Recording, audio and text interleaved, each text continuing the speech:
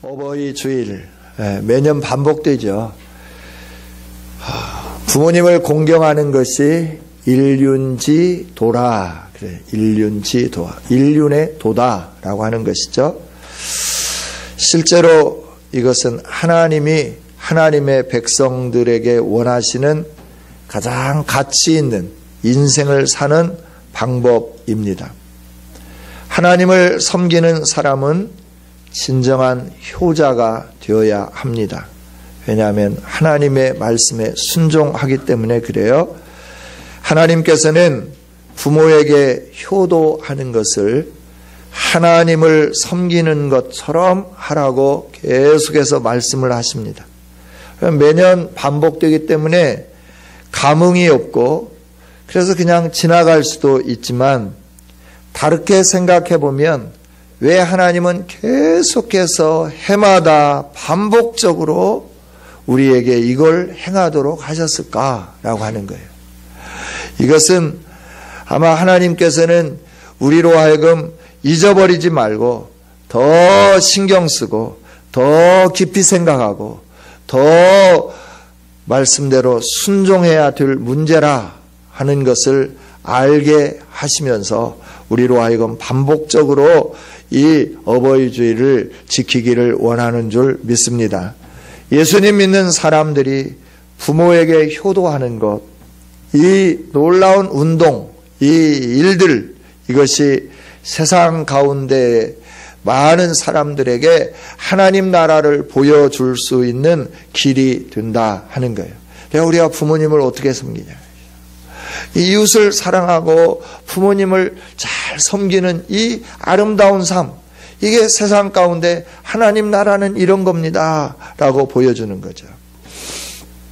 하나님은 우리에게 신앙생활을 잘 하도록 두 가지를 말씀을 하셨어요. 여러 가지 말씀하셨지만 예수님이 딱 축약해서 첫째 하나로 한다고 하면 사랑. 우리에게는 사랑이 넘쳐야 돼. 그 사랑이 어떤 사랑이냐? 위로 하나님 사랑, 그리고 옆으로는 이웃을 사랑하는 거죠. 그래서 우리가 늘 하나님을 잘 섬기고 그리고 함께 사는 사람들을 사랑으로 잘 섬기는 거, 이게 사랑의 실천이고 강론이고, 하나님은 저와 여러분으로 하여금 이렇게 살기를 원하시죠. 그래서 사랑으로 살아야 되는데 이게 참 쉽지가 않아요. 쉬운 것 같은데 쉽지가 않아요. 잘할 수 있는 것 같은데 잘 안 된다라고 하는 거예요. 그러나 하나님은 계속해서 안 되기 때문에 훈련해라, 연습해라, 계속해서 그렇게 한번 살아보라 라고 말씀을 해요. 여러분, 이게 잘 안 되니까 하나님은 자꾸 한번 해보라고 하는 거예요.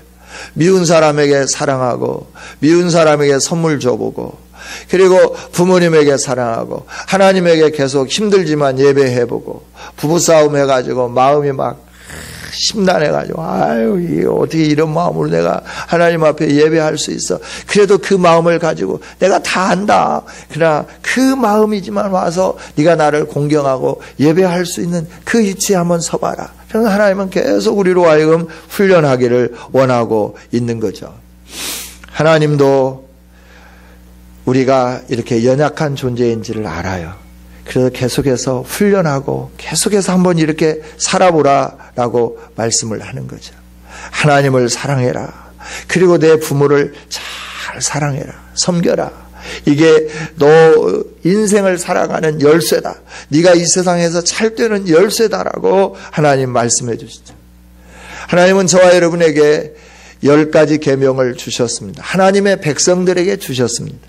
이 하나님의 백성된 우리들에게 10가지 계명을 잘 지키기를 원하는데 그 중에서 이 5번째 계명, 한가운데 있는 계명이 부모님을 잘 공경해라 라고 하는 건데, 이 계명은 앞에 4계명과 뒤에 5계명을 연결해주는 연결고리와 같다 하는 거예요.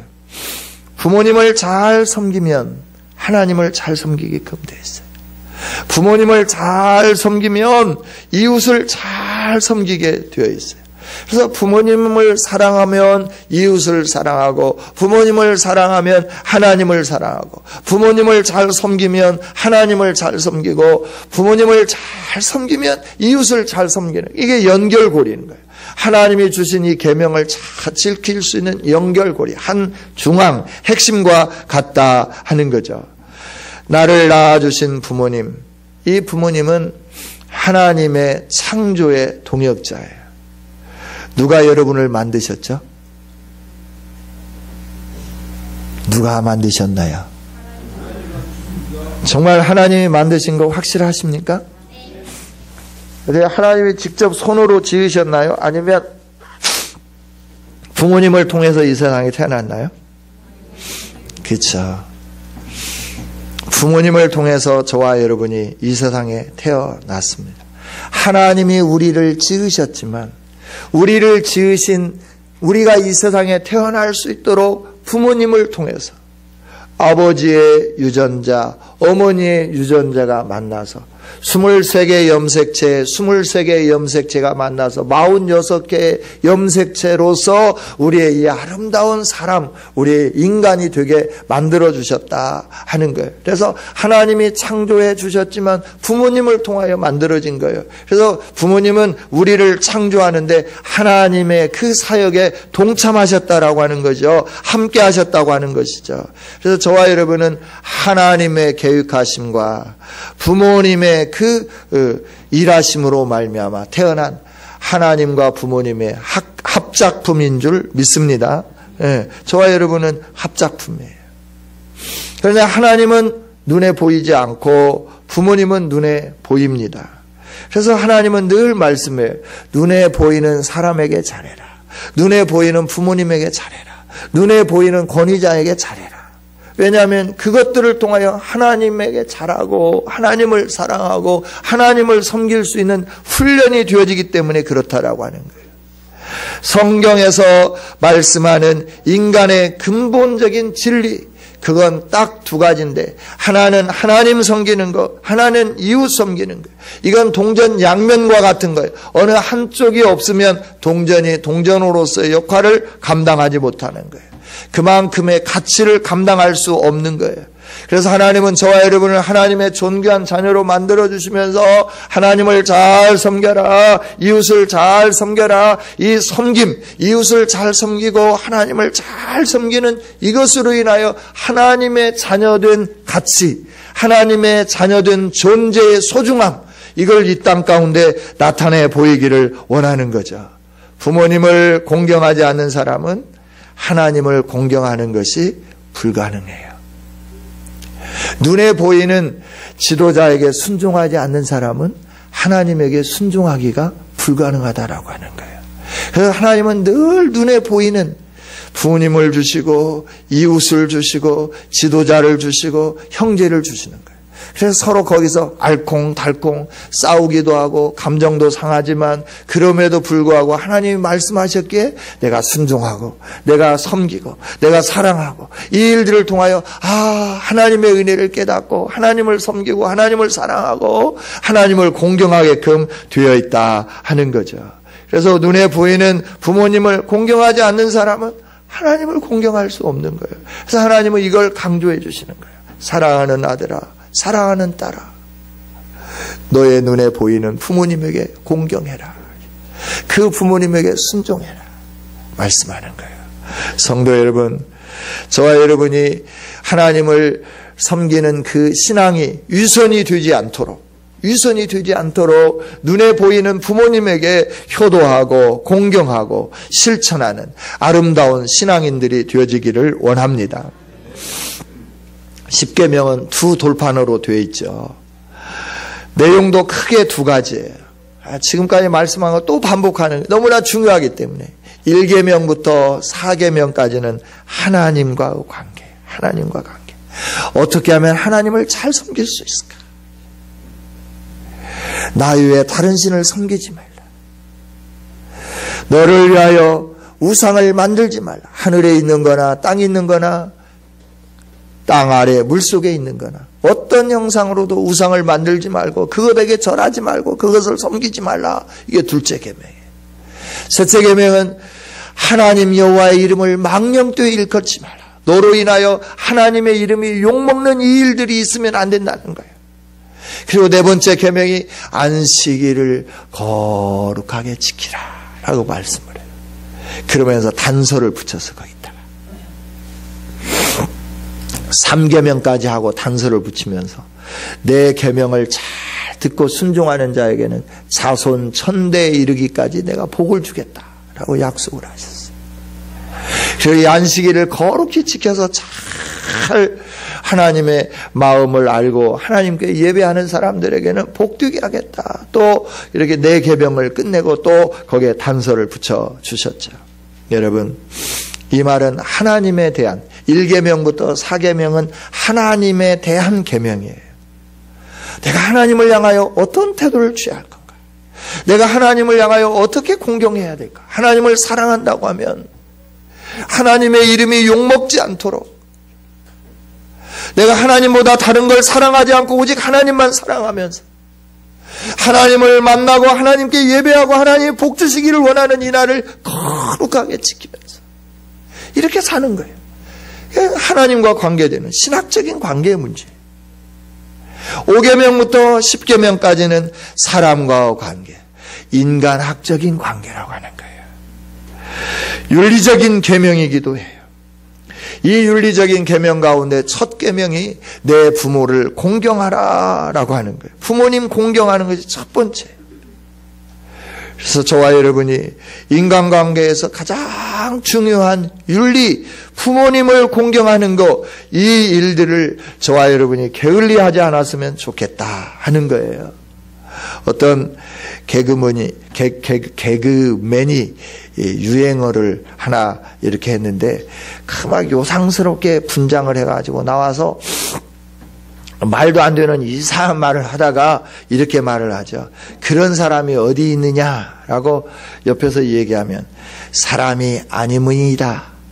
네, 사람이 아니문이다. 시청자들 많이 웃겼죠. 여러분, 부모님을 통하여 이 세상에 태어났는데 그 부모님을 공경하지 않고 부모님에게 순종하지 않고 부모님을 업신여기는 사람이 있다고 하면 그 사람은 진짜 사람이 아니문이다. 진짜 사람이 아니에요. 부모님을 공경하지 못한다면 그 사람은 진짜 사람이 아니문이다. 네.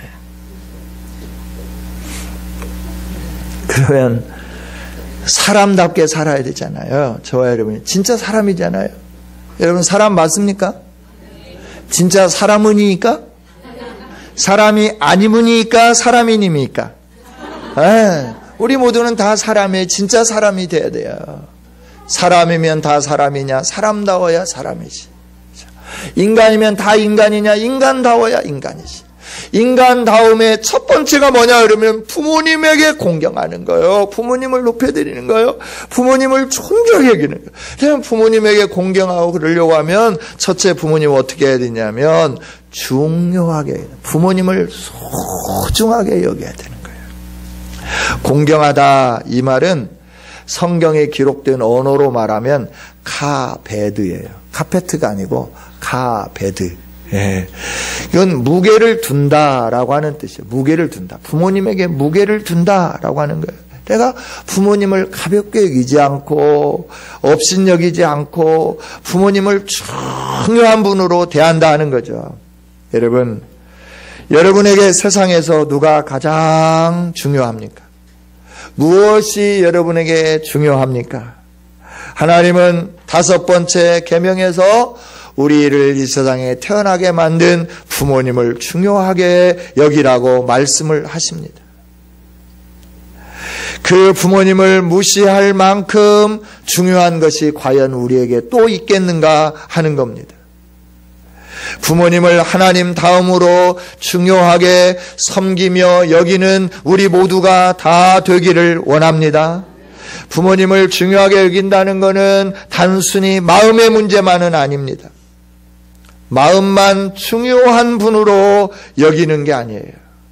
부모님을 중요하게 여기면 여러분이 중요한 곳에 투자하잖아요.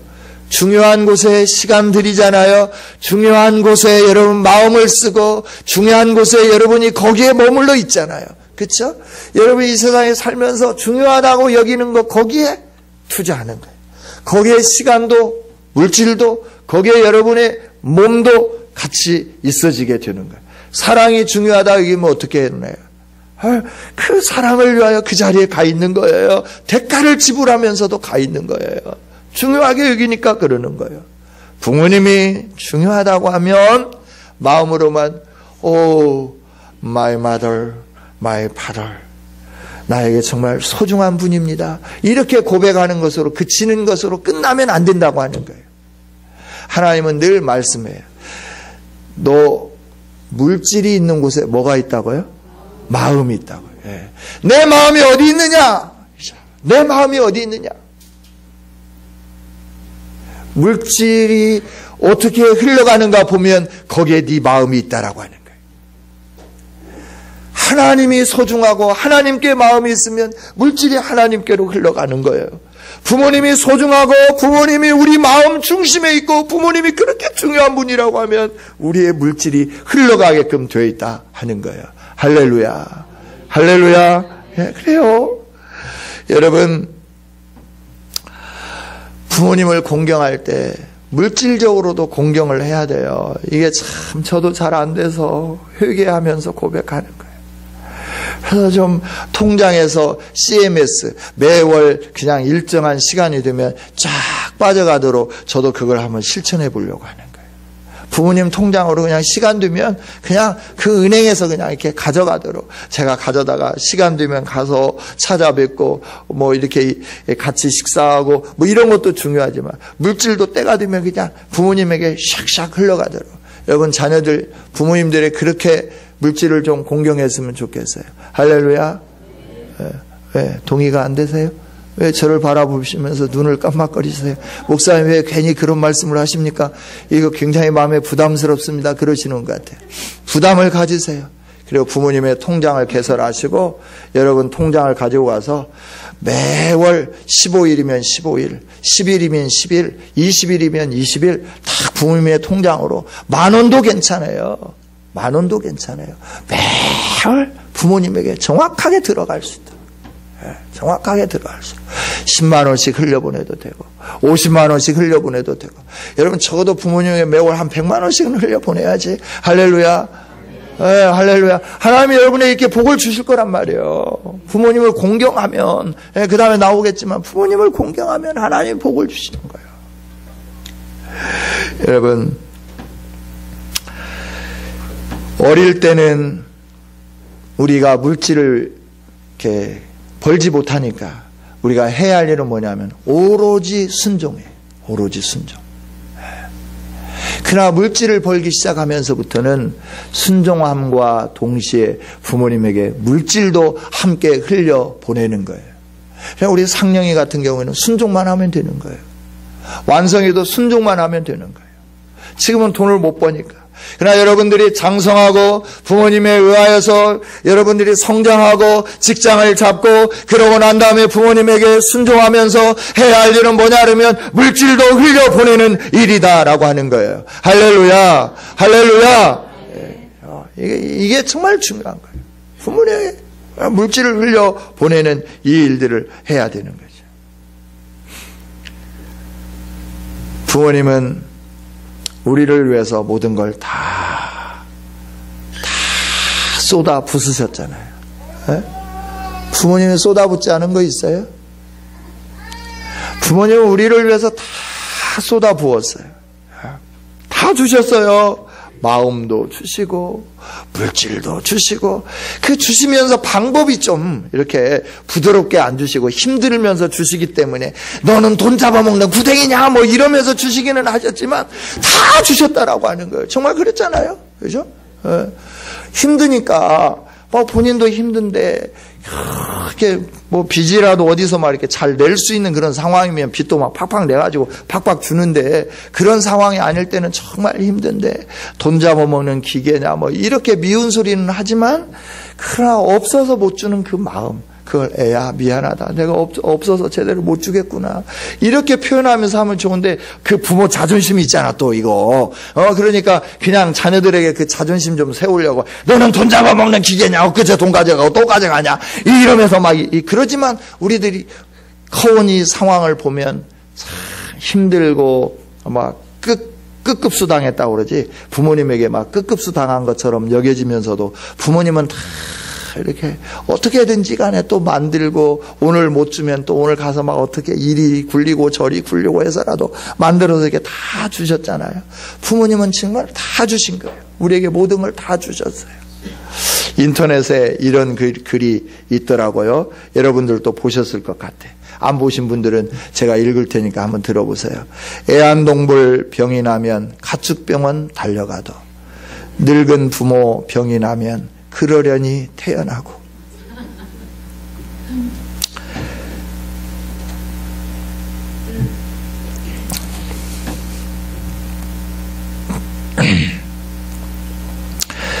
열 자식을 키운 부모 하나같이 키웠건만 열 자식은 한 부모를 귀찮스레 여겨지네.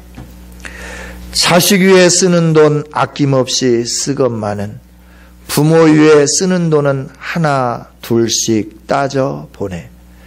자식들은 손을 잡고 의식함도 작건만은 늙은 부모 위에 외출 한번 못하도다.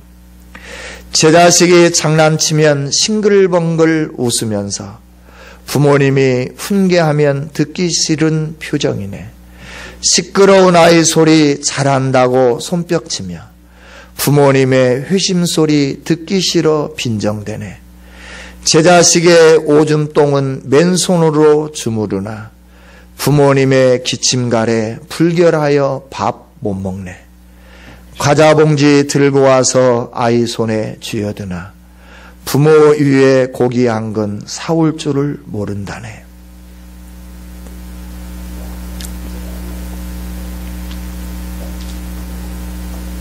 꼭 저 같아요. 그래서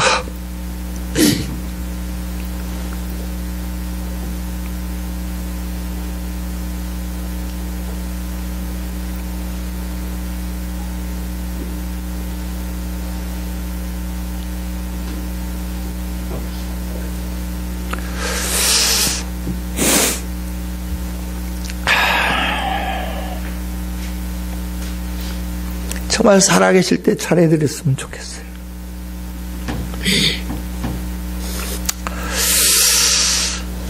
떠나고 나니까 어머니는 계시지만 아버님을 보내고 나니까 보고 싶어도 못 보는 거야. 무덤에 간들 무슨 소용이 있어요. 그렇잖아요.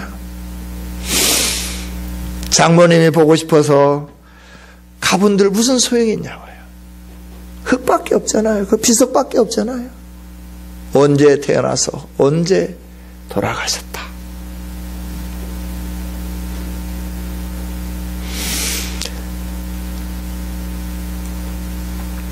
또 이런 글이 인터넷에 있는데 공감되어서 또 가져왔어요. 제가 울더라도 이해하시고 잘 들어주시면 좋겠어요.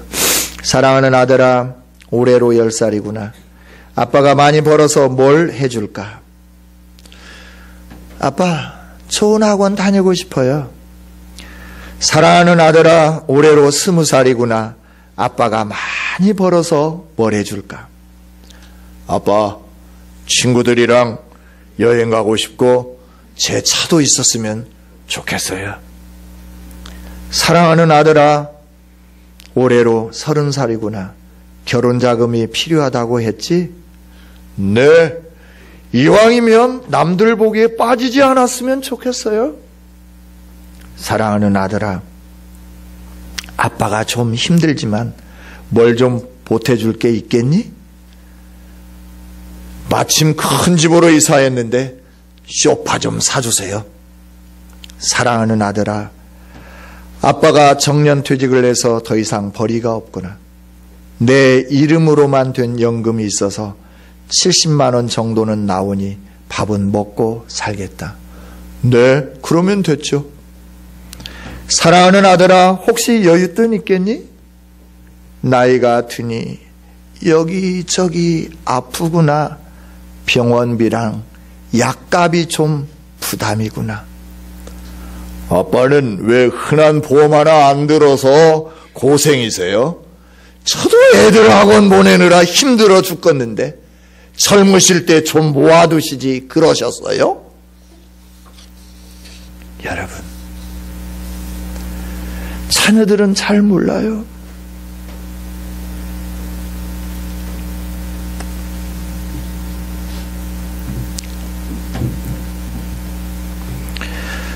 부모님이 늙을 줄 모르시겠어요? 노후에 병원비 없어서 힘들 걸 모르셨겠어요? 다 그 위에 선배 부모님들을 통해서 늙으면 힘없고 늙으면 정말 볼품없다는 거 다 아셔요. 그런데 자녀들을 위해서, 자기를 위해서는 투자하지 않지만 자녀들을 위해서 모든 걸 아껴가며 희생했어요. 그런데 얘야 늙으니까 병원비가 많이 들어가구나. 돈 있으면 좀 약값 좀 보태줄 수 없겠니? 젊을 때 뭐 했어요? 돈 벌 때 뭐 했어요? 노후를 위해서 좀 보장 좀 하고 그러지. 이러면서 막 삿대질하고 막 난리를 치는 거예요. 그런데 부모님은 아무 답도 안 하시는 거예요. 야 이놈아, 모더기는 뭐해? 너를 위해서 다 썼지. 이놈아, 네가 이제 나를 섬겨야지. 이렇게 말씀하지 않으신다라고 하는 거예요. 미안하다. 미안하다. 너에게 부담되는 것 같아서 미안하다.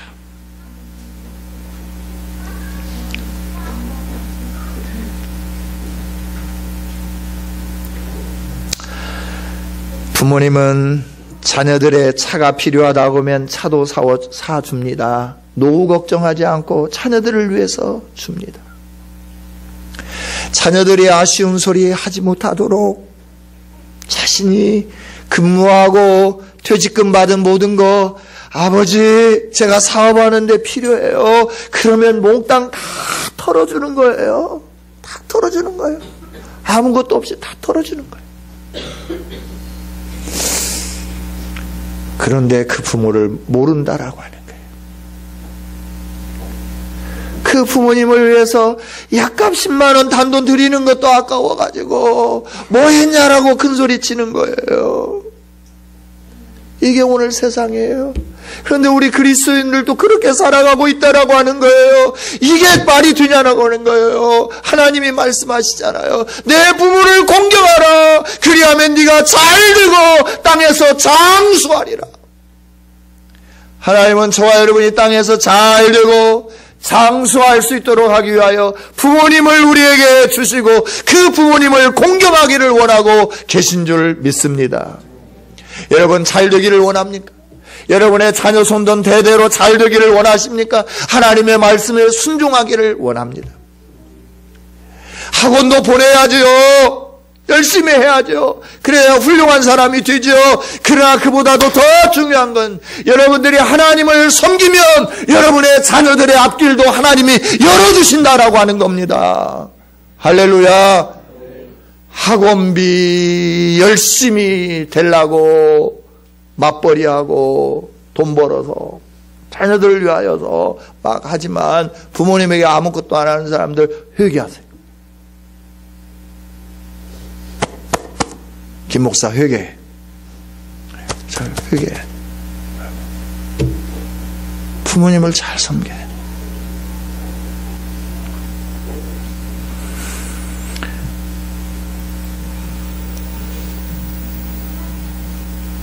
어린 자녀는 부모의 통제 아래서 부모님의 도움을 받으며 살기 때문에 순종하면서 살아야 되고, 성년이 된 자녀는 능력을 상실한 부모를 하찮은 존재로 여기면 안 되는 거예요.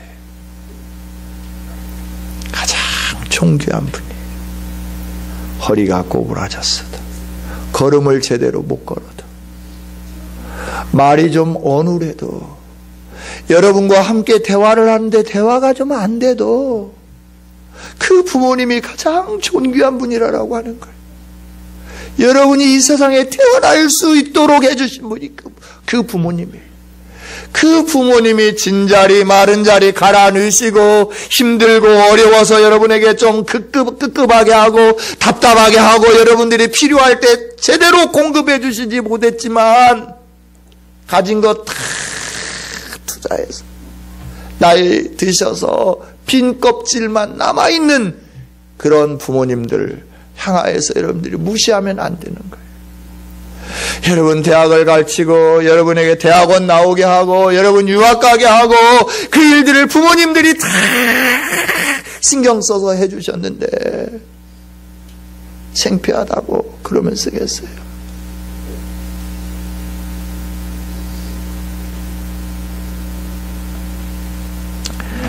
하나님은 부모님을 공경하는 사람들에 대해서 복을 주시면서 그렇지 않은 사람들에 대해서도 굉장히 많이 기록을 해놨어요. 그래야 오늘날도 부모님을 공경하지 않는데 옛날에는 더 많이 그랬던 거야. 옛날에도 더 그랬던 거야. 옛날에도 그랬던 것 같아요. 오늘날 더 그러는데. 그래서 출애굽기에 에스겔에 잠언서에 계속해서 말씀해 주는 거예요. 그러나 부모를 공경하면 생명이 길다라고 말씀해요. 네가 장수할 거다라고 말씀해요. 이 말은 전쟁에서 이긴다라고 하는 거예요.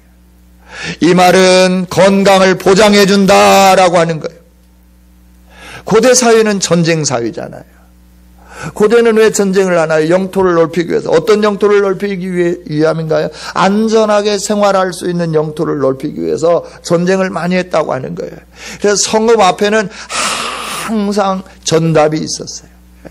그래서 그걸 차지하려고 하니까 전쟁을 하게 되는 것이죠. 그래서 생명이 길다라고 하는 것은 그 전쟁할 때마다 네가 이긴다라고 하는 거예요. 그러니까 전답이 더 많아진다고 하는 거예요. 편안하게 쉴 수 있는 그 성읍이 더 많아진다라고 하는 거예요. 뿐만 아니라 네 건강을 보장해 준다라고 이렇게 말씀을 하는 거예요. 너의 부모를 네가 공경하고 그런다고 하면 육신의 건강과 사업의 형통을 보장받는다 이렇게 말씀을 해주는 거예요. 이보다 더 좋은 약속이 어디에 있습니까? 하나님이 약속해 주셨어요. 전능하신 하나님이 약속해 준 거예요. 네가 네 부모를 공경한다고 하면 내가 너의 육신의 건강을 너의 사업의 형통함을 보장해 주겠다 이렇게 약속을 해 주셨어요. 이보다 더 좋은 일이 어디에 있습니까? 그런데 왜 안 씁니까? 왜 장모님 장인이라고 안 섬겨요? 왜 시어머니라고 덜 섬기려고 그래요? 제발 그러지 마세요. 여러분이 사랑하는 남편을 낳아주신 부모님이 씨부모님들이에요. 시금치도 싫고 그냥 시험도 싫고 시자들을 하는 것은 다 싫을지 모르겠지만 여러분이 사랑하는 그 사람 낳아주신 분이 그 시부모님일 거예요. 남편을 사랑하십니까? 그렇다고 하면 시부모님을 공경하십시오. 아내를 사랑합니까? 그렇다고 하면 처가에 잘 하십시오. 장인 장모님에게 잘 하십시오.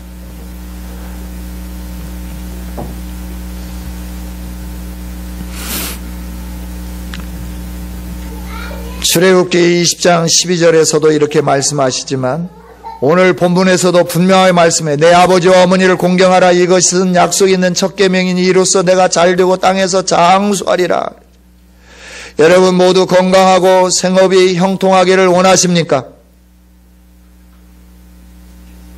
건강하기 싫으신가요? 생업이 형통하기 싫으신가요?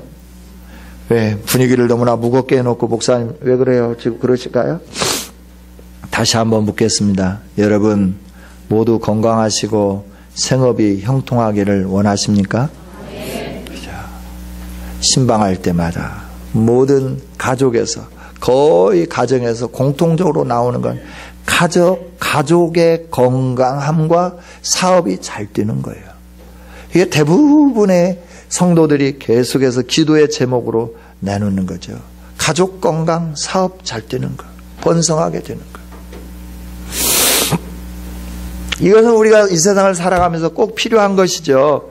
그런데 건강과 형통의 비결은 뜻밖에도 내 부모를 공경하는 것이다. 하나님은 이렇게 말씀을 해주세요.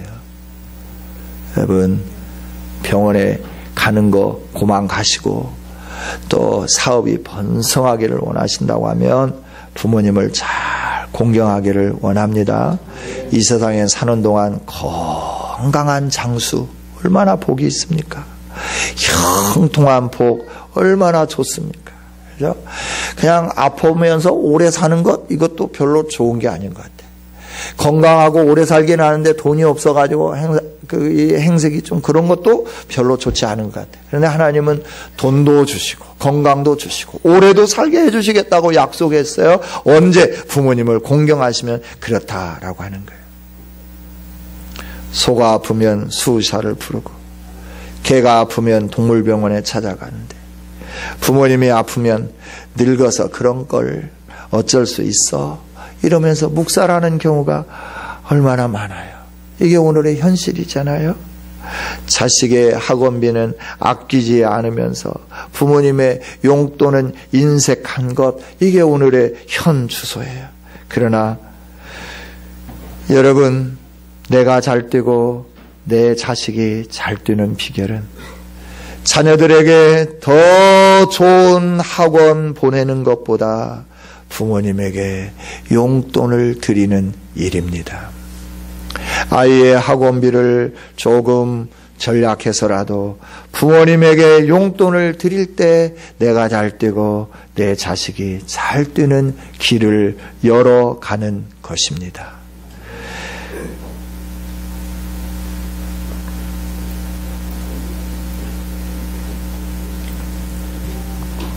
촌년 10만 원이라고 하는 그 글을 읽고 마치도록 하겠습니다. 여자 홀몸으로 힘든 농사일을 하며 판사 아들을 키워낸 어머니가 있었다.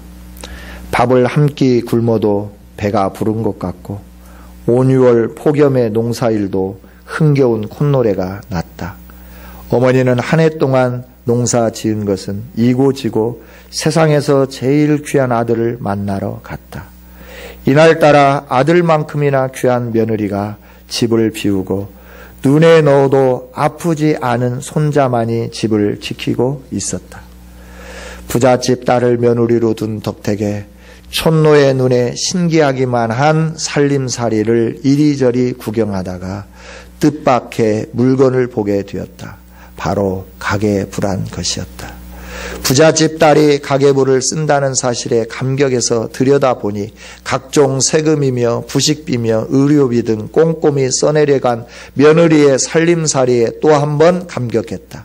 그런데 조목조목 나열한 내용 가운데 촌년 10만 원이란 항목에 눈이 머물렀다. 1년 12달 같은 날짜에 지출한 돈, 그날은 바로 자신에게 용돈을 보내준 날짜였다. 어머니는 이고지고 간 것들을 주섬주섬 싸서 도망치듯 시골집으로 돌아왔다. 분통을 삭히기 위해 안간 힘을 쓰고 있는데 금지 오겹 판사 아들의 전화가 걸려왔다. 어머니, 왜 안 주무시고 그냥 가셨어요? 라는 아들의 말에 노무는 폭탄을 터뜨리듯 아니 촌년이 거기서 자? 하며 소리를 질렀다. 무슨 말씀이냐고 묻자 노무는 나보고 묻지 말고 너의 방 책꽂이에 있는 공책 한 테 물어봐라 하고 끊었다. 아들은 가계부를 펼쳐보고 어머니의 역정이 무슨 이유에서인지 알 수 있었다. 아내와 싸우자니 판사집에서 큰소리 난다 소문이 나겠고 그렇다고 이혼할 수도 없는 노릇이라 며칠을 참았다. 어느 날 처갓집을 다녀오자는 말에 아내는 선물 보따리 챙기고 즐거운 비명이었다. 처갓집에 도착해 아내와 아이들과 선물 보따리를 들여보내고 마당에 서 있자 장모가 아니 우리 판사 사위 왜 안 들어오는가 재촉했다. 그러나 촌년 아들이 감히 이런 부잣집에 들어갈 수 있습니까? 말하고 돌아가 버렸다. 그날 밤 시어머니 촌년의 집에는 사돈 내외와 며느리가 와서 한 번만 용서해 달라며 빌었다. 일 후에 가계부에는 촌년 10만 원이 사라지고 시어머니의 용돈 50만 원이 생겼다. 사랑하는 성도 여러분, 부모님은 눈에 보이는 하나님이십니다. 여러분이 하나님을 믿으신다고 하면 여러분의 부모를 공경하는 성도가 되시기 바랍니다. 계실 때 하십시오. 안 계실 때는 하고 싶어도 할 수 없습니다. 기도하겠습니다. 하나님,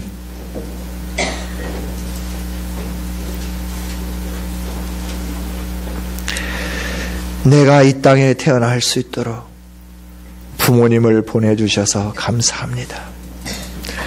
오늘의 내가 있을 수 있도록 부모님의 헌신과 희생을 주셔서 감사합니다. 그런 부모님을 향해 하나님은 공경하라 말씀하시는데 우리는 소중하게 여기지도 않고 때로는 말이 통하지 않는다고 업신여길 때도 있었음을 고백합니다. 용서하여 주시옵소서. 이제 아버지 말씀 따라 공경하고 싶습니다. 순종하고 싶습니다.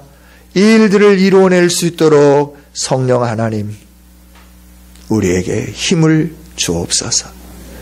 이 일들을 감당해낼 수 있도록 능력을 허락하여 주시옵소서. 부모님이 이 세상을 떠나기 전에 우리에게 계신 부모님, 하나님처럼 잘 섬겨서 하나님이 약속해 주신 그 복, 땅에서 잘 되고 창수하는 복, 하나님 말씀대로 순종해서 자자손손 천대에 이르기까지 복을 받는 이 놀라운 은혜가 우리에게 임하게 하여 주시옵소서. 감사드리며 예수님의 이름으로 기도하옵나이다. 아멘. 아멘.